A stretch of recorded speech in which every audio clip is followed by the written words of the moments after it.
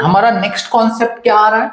Partial and total internal reflection. अभी आप सोचोगे कि सर आप कंफ्यूज कर दे रहे हो, कभी रिफ्रैक्शन सिखा रहे हो, कभी रिफ्लेक्शन सिखा रहे हो, लेकिन ये सिर्फ रिफ्लेक्शन नहीं है बच्चों, पूरा पढ़ो। टोटल इंटरनल रिफ्लेक्शन, और इसी को शॉर्टकट में लिखते हैं TIR, टोटल इंटरनल रिफ्लेक्शन। सीखना जरूरी है क्योंकि रिफ्रैक्शन के हेल्प से ही ये कॉन्सेप्ट सीखने के लिए मजा आएगा, समझ में आएगा एक्चुअली क्या होता है। तो देख लो, इधर एक डायग्राम ड्रॉ करके बताता हूं जो आपको ऐसे ही नहीं बता सकते, एक पूरा फंडा सिखाना पड़ेगा आपको, इसलिए डायग्राम ड्रॉ करके बताता हूं। ओके, नाउ लेट्स से मेरे पास ये जो है ये वाटर एरिया है और ये एयर है, तो ये मेरा डेंसर मीडियम हो गया और ये रेरर मीडियम हो गया, बराबर है।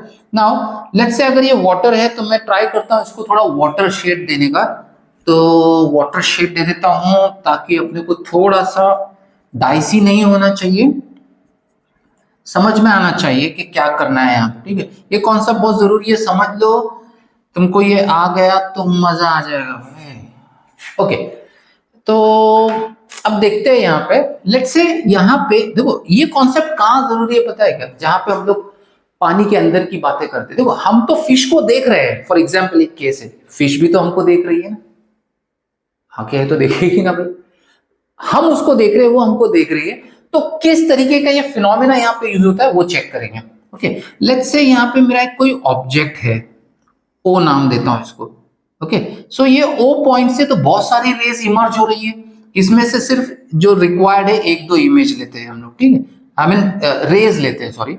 तो लेट्स से ये मेरा पहला रे ऐसा गया, यहां नॉर्मल ड्रॉ कर दिया।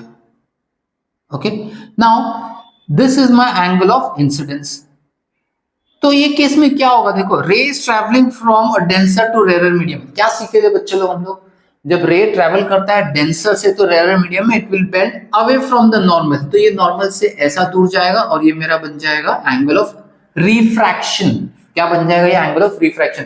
नॉर्मल कॉन्सेप्ट था जो अभी तक हम सीखे थे, ठीक है। नाउ लेट्स से मैं ये एंगल ऑफ इंसिडेंस जो था जिसपे ये रिफ्रैक्शन हो रहा है इसको बढ़ाता हूं, अब वो एंगल ऑफ इंसिडेंस कैसा बढ़ जाएगा? देखो लेट्स से मैं इसको यहां से ऐसा लेके जा रहा हूं और यहाँ पे फिर से नॉर्मल ड्रॉ कर देता हूं, इसको थोड़ा इरेज करता हूं जिसकी हमको जरूरत नहीं है अभी।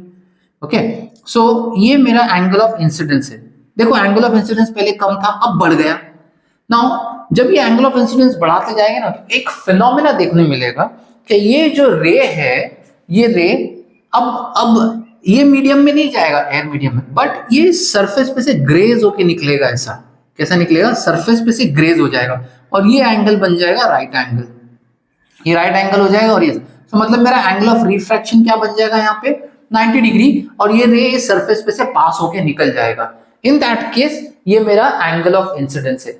ये केस में, in this case when my refracted रे इज ग्रेजिंग द सरफेस, इसको बोलते हैं ग्रेजिंग द सरफेस, या सरफेस पे से जा रही है, ये ग्रेजिंग द सरफेस है, तो ये एंगल इस केस में बन जाता है क्रिटिकल एंगल। तो ये IC लिखो या इसको सिर्फ C भी लिख सकते हैं, और इसका नाम होता है क्रिटिकल एंगल। क्या नाम होता है ये क्रिटिकल एंगल बन जाता है। देखो यहाँ पे IC या फिर C लिखो और इसको बोलते हैं critical angle. So critical angle अगर एग्जाम में पूछता है define critical angle, so what should we right?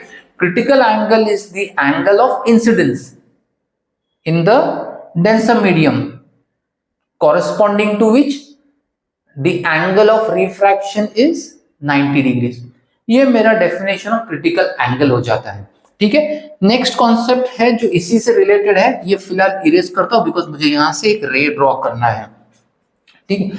Now अब मैं ये क्रिटिकल एंगल जो इंसिडेंस है इससे और थोड़ा बड़ा एंगल लेता हूं। सो लेट्स से मैंने ले लिया ये वाला रे, यहां तक गया, ये मेरा नॉर्मल बन गया, ठीक है, this is my normal. Grazing the surface की अभी जरूरत नहीं है, तो ये भी सेंटेंस को इरेज करते हैं हम लोग। अब देखो ये बन गया मेरा angle of incidence. Can you see this angle which is more than this? So that means in this case this angle of incidence is more than the critical angle। देखो critical angle से बढ़ गया, तो ये I को हटा के मैं अभी लिखता हूँ C is my IC which is my critical angle। सो यहां पर मेरा angle of incidence is more than the critical angle. जब ये क्रिटिकल एंगल से ज्यादा होता है तो अब रे देखो, पहले ये ऐसे गई, फिर मैंने ये एंगल बढ़ाया, तो जैसे जैसे ये एंगल बढ़ेगा तो ये ऐसा बढ़ते जाएगा, और यहाँ पर ये ऐसा हो जाएगा। अब मैं और थोड़ा बढ़ाऊंगा तो ये रे वापस इधर नहीं जाएगी, सेम मीडियम में आ जाएगी। इसका मतलब ये यहां से ऐसा जाएगी, तो ये हो जाएगा मेरा यहाँ पे एंगल ऑफ रिफ्लेक्शन। देखो अब यहां पर आ गया रिफ्लेक्शन। देखो इंसिडेंट रे और रिफ्लेक्टेड रे एक ही मीडियम में आ गया, इसी का तो नाम रिफ्लेक्शन होता है। और इसको इसलिए टोटल इंटरनल रिफ्लेक्शन या टीआईआर बोलते हैं, बिकॉज इंसिडेंट रे और रिफ्लेक्टेड रे दोनों भी डेंसर मीडियम में है। देख लो ये डेंसर मीडियम है, करेक्ट है? I hope you are getting it. No, I can hear that, yes you are getting it. So angle of incidence और एंगल ऑफ रिफ्लेक्शन दोनों भी एक ही मीडियम में है, डेंसर मीडियम में है। ऐसे फिनोमिना को बोलते हैं हम लोग टोटल इंटरनल रिफ्लेक्शन। ये बहुत काम की चीज है, ये होता है सिर्फ डेंसर मीडियम में। इसकी दो कंडीशन है टीआईआर की होने की। पहले कंडीशन ये है कि the angle of incidence in the denser medium should be more than the critical angle, पहला। दूसरा, incident ray and the reflected ray they both should be in the denser medium. अगर ये रेयर मीडियम में तो नहीं होगा, denser medium में ही है, ठीक है? सो इसके अंदर दो चीज सीखे हैं तुम लोग, एक व्हाट इज क्रिटिकल एंगल और दूसरा phenomena TIR, that is this angle. और ये पूरे फिनोमिना को हम लोग बोलते हैं total internal reflection. I hope तुमको ये फिनोमिना समझ में आया होगा। बेस्ड ऑन दिस हम लोग एक दो एग्जांपल्स कर लेते हैं, तो तुम्हारे को क्लियर हो जाएगा कि ये टीआईआर कहां पे यूज में आता है। ओके, सिंस इसी कॉन्सेप्ट पर है हम लोग, तो इसी कॉन्सेप्ट में एक और जो छोटा फंडा था वो रह गया था बताने का, बता देता हूं कि उधर क्या होता है। देखो हमको ये पता है कि रिफ्रैक्टिव इंडेक्स कैसा लिखते हैं, ऐसा लिखते हैं, और refractive index of medium 2 with respect to 1 ऐसा लिखते हैं। यहाँ पे अगर ये मेरा मीडियम 1 है और ये मेरा अगर मीडियम 2 है तो कैसा हो जाएगा, साइन आई अपॉन साइन आर। ये तो हम लोग ऐसा लिखते हैं रिफ्रैक्टिव इंडेक्स मीडियम 2 विथ 1। अगर मुझे refractive index of medium 1 with respect to 2 चाहिए तो ये इसका उल्टा हो जाता है, जो क्या हो जाएगा, साइन आर अपॉन साइन आई, बराबर है?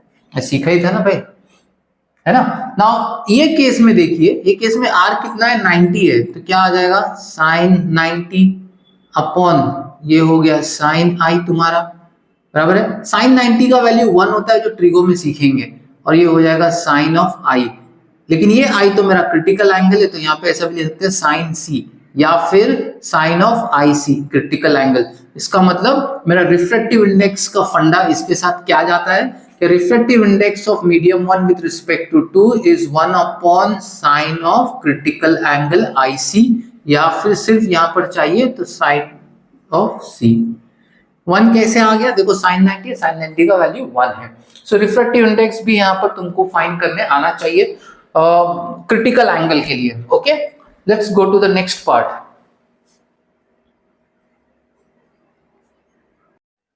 ओके, सो सिंस टीआईआर सीखा है हमने, तो टीआईआर के बेस पे हम लोग फाइंड करते हैं रिफ्रैक्टिव इंडेक्स। देख लो यहाँ पर कैसा हुआ था टीआईआर के लिए और क्रिटिकल एंगल के लिए। फिर से एक बार डायग्राम ड्रॉ करेंगे।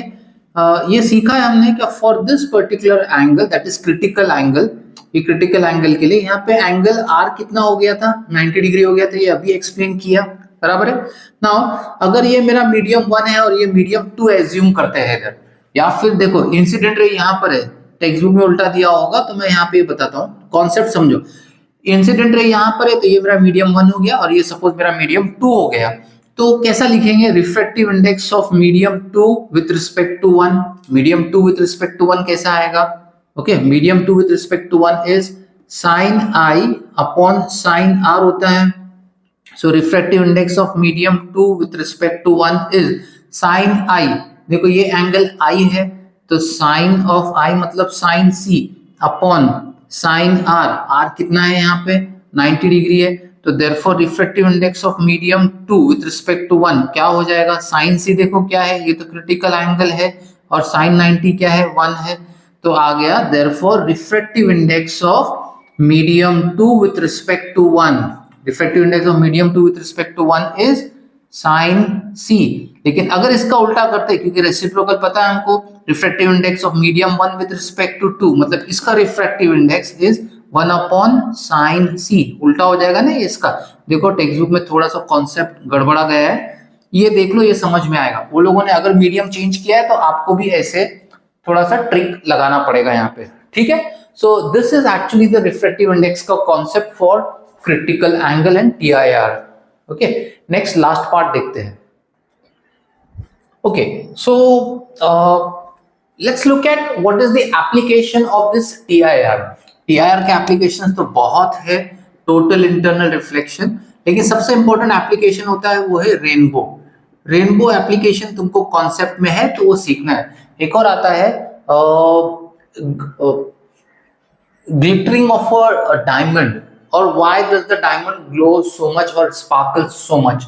रेनबो का कॉन्सेप्ट ऐसा होता है कि every drop, every rain drop over here acts as a small prism, छोटा प्रिज्म, ये रेन ड्रॉप काम करता है। तो जब इसके ऊपर एक व्हाइट लाइट फॉल होती है, हमको पता है व्हाइट लाइट मतलब कंपोज्ड ऑफ 7 कलर्स।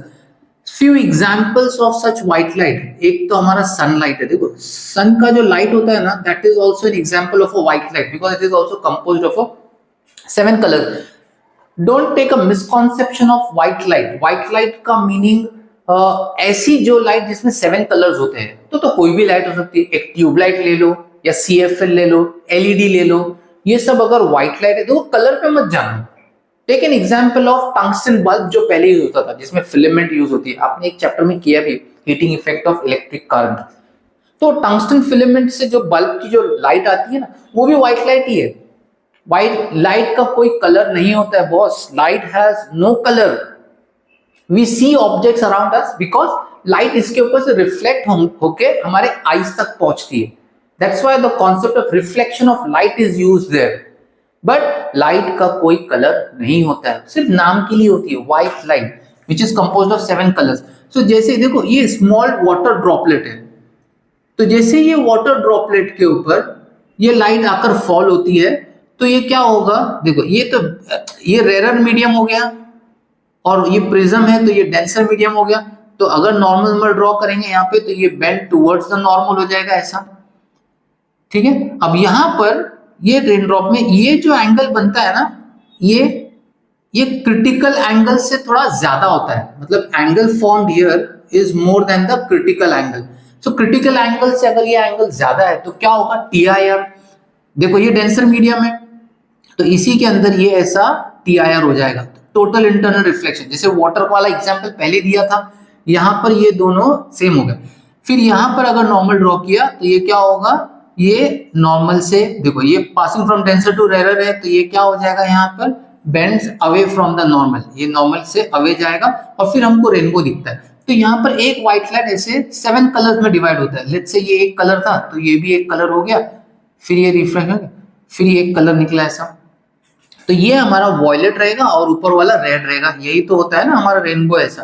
देखो यहाँ पे हर एक जगह पे एक एक छोटे छोटे ऐसे वाटर ड्रॉपलेट्स होते हैं जिसकी वजह से हमको ये रेनबो दिखता है 7 कलर्स का, ठीक है। अभी सीखा था ना रेनबो के अंदर लोअर कलर कौन सा होगा, वॉयलेट का, और ऊपर कौन सा होगा, रेड, बिकॉज रेड की स्पीड ज्यादा होती है, वॉयलेट की कम होती है, और टीआईआर अंदर होता है रेन ड्रॉप के।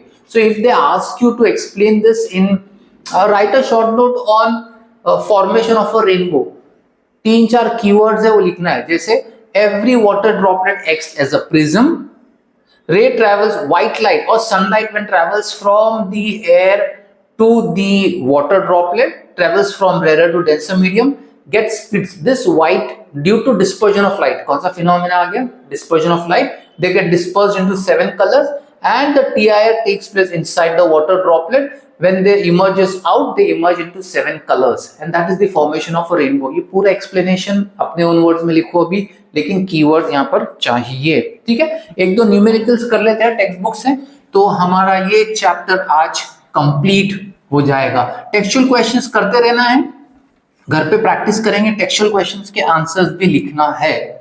Okay, let's try numerical. 4th का ए वाला न्यूमेरिकल ट्राई करते हैं। आई होप अब जितना कॉन्सेप्ट आप सीखा हो ना, इसके हेल्प से तो ये कर ही दोगे भाई, आप आराम से क्रैक कर दोगे, ठीक है, let's look eight question number A. If the speed of a light in a medium is 1.5, मतलब हो रहा है कि एक speed of a light v दिया हुआ है एक मीडियम में, क्या स्पीड दिया है 1.5 इंटू 10 टू पावर 8 मीटर पर सेकेंड। कोई मीडियम में है इसलिए m लिख देते हैं। What is the absolute refractive index of the medium, वो बोल रहा है एब्सोल्यूट रिफ्रैक्टिव इंडेक्स n। मेरा फर्स्ट लेक्चर में आप सीखा है एब्सोल्यूट रिफ्रैक्टिव इंडेक्स। देखो क्या सिखाया था, रिफ्रैक्टिव इंडेक्स का डेफिनेशन क्या होता है, velocity of the light in medium 1 upon velocity of the light in medium 2। लेकिन जब ये velocity of the light in medium 1 बन जाता है मेरा एयर, तब बन जाता है ये एब्सोल्यूट रिफ्रैक्टिव इंडेक्स। ठीक है, सो मीडियम 1। अब देखो यहाँ पे भी ये बोल रहा है एब्सोल्यूट रिफ्रैक्टिव इंडेक्स, मतलब यहां पर देखो refractive index of medium 2 with respect to 1 आएगा velocity of the light in air, पूरा स्टेटमेंट लिखेंगे, upon velocity of the light in a given medium. अब वो मीडियम कौन सा हमको नहीं पता, refractive index of this medium, तो यहाँ पे m लिख लेंगे और ये 1 हो गया, बराबर है, equals to velocity of the light in a medium दिया हुआ है, तुमको फाइंड क्या करना है, देखो क्वेश्चन में क्या दिया हुआ है, find the absolute refractive index, मतलब ये n of this medium, sorry n of medium find करना है। तो देख लो velocity of the light in air कितना होता है 3 इंटू 10 टू पावर 8 मीटर पर सेकेंड, ये आपको याद रखना पड़ेगा। Velocity of the given medium दिया है 1.5 इंटू 10 टू पावर 8 मीटर पर सेकेंड, ये भी दिया है, ये और ये कैंसिल होगा, यूनिट भी कैंसिल होते हैं, 3 अपॉन 1.5, 3 अपॉन 1.5 मतलब 15 और ऊपर ये एक डेसिमल निकाल के 0 डाल दो, फिर 2। देखो refractive index that is absolute refractive index because velocity of the light medium 1 में एयर रहेगा, कितना आ गया रिफ्रैक्टिव इंडेक्स इसका 2, इसका कोई यूनिट ही नहीं होता है, refractive index has no unit because it's a pure ratio. हम ऐसा बोलते हैं कि ये प्योर रेशियो है, प्योर रेशियो इसलिए बिकॉज न्यूमरेटर में और डिनोमिनेटर में सेम फिजिकल क्वांटिटीज है, वेलोसिटी वेलोसिटी, उसके यूनिट्स कैंसिल होते हैं, इसलिए हमको यहाँ पे कोई रेशियो नहीं मिलता है, आई मीन सॉरी कोई यूनिट नहीं मिलता है because it is called as pure ratio. I hope समझ में आ गया एब्सोल्यूट रिफ्रैक्टिव इंडेक्स से रिलेटेड ये वाला न्यूमेरिकल। फोर्थ बी करते हैं सेकेंड वाला, और इसके बाद टेक्सचुअल क्वेश्चंस करेंगे और फिर एक वर्कशीट असाइनमेंट डिस्क्रिप्शन में लिंक पे मिलेगी, वो डाउनलोड करके उसके क्वेश्चन सॉल्व करेंगे। ठीक है, क्वेश्चन नंबर 4 का बी करते हैं। देखो क्या दिया हुआ है यहाँ पे, दिया है if the absolute refractive indices of glass and water, हो रहा है absolute refractive index of glass and water, तो glass with respect to air, water with respect to air, यही तो होता है ना भाई। एब्सोल्यूट रिफ्रैक्टिव इंडेक्स का मतलब होता है कि मेरा जो सेकंड मीडियम फर्स्ट मीडियम में है वो एयर रहेगा। ठीक है, कितना दिया है देखो 3/2 और 4/3, सो ये 3/2 हो गया, ये 4/3 हो गया। अब इसको सॉल्व करना है, तो कैसा करेंगे, देखो एब्सोल्यूट रिफ्रैक्टिव इंडेक्स मतलब glass with air, so velocity of the light in air upon velocity of the light in glass, यही तो होता है ना हमारा एब्सोल्यूट रिफ्रैक्टिव इंडेक्स। अब देखो ये कितना दिया हुआ है 3/2, तो ये हो गया 3/2 equals to velocity of the light in air upon velocity of the light in glass, इसको रहने दो ऐसे ही, ये इक्वेशन नंबर 1 हो गया। दूसरा देखो सेम चीज करेंगे, refractive index of air with respect to water, क्या आएगा यहाँ पे velocity of the light in air upon velocity of the light in water, हो गया ये, बराबर है। अब इसकी वैल्यू दिया है, देखो कितना है 4/3 equals to velocity of the light in air upon velocity of the light in water, इसको इक्वेशन नंबर 2 दे दो, बराबर है। अब ये 1 और 2 को डिवाइड कर देंगे, ठीक है, तो क्या हो जाएगा देखो 3/2 लेफ्ट साइड पे upon 4/3 equal to velocity of the light in air upon velocity of the light in glass, the whole upon velocity of the light in air the upon velocity of the light in water। इसको solve करोगे तो देखो ये 2 denominator में, तो ये हो जाएगा 3/2 इंटू ये 4 आ जाएगा और ये 3 न्यूमरेटर में चले जाएगा, equal to velocity of the air, देखो VA लिखता हूं अपॉन V ऑफ ग्लास नीचे आ गया, इंटू यहाँ पे V ऑफ एयर है ये और V ऑफ वाटर ऊपर चले गया, देखो ये और ये कैंसिल हो गया, ये 3 3 जा 9 हो गया और ये 2 4 जा 8 हो गया। 9/8 equals to velocity of the light in water upon velocity of the light in glass. ना बताओ इसका आंसर क्या आता है, क्या आंसर आएगा उसका बताइए जल्दी। अरे यही तो है ना refractive index of glass with respect to water, और यही तो पूछ रहा है ना, find the refractive index of glass with respect to water. तो रिफ्रैक्टिव इंडेक्स देखो ये मीडियम 1 होती है और ये मीडियम 2 होती है, तो ऐसा लिखते हैं ना हम refractive index of glass with respect to water, कितना आ गया 9/8। आई होप तुमको समझ में आ गया है, ठीक है। सो रिफ्रैक्शन ऑफ लाइट चैप्टर खत्म हो गया है। नेक्स्ट हम स्टार्ट करेंगे चैप्टर नंबर 7 जहां पे लेंसेज के बारे में सीखेंगे, बहुत इंपॉर्टेंट है, ये सारे फंडास वहां पे काम आएंगे। लेसन्स पसंद आ रहा है शेयर कीजिए, लाइक कीजिए, सब्सक्राइब कीजिए, कमेंट्स कीजिए, इंप्रूवमेंट के चांसेस है। I will try to give the best. Thank you, take care.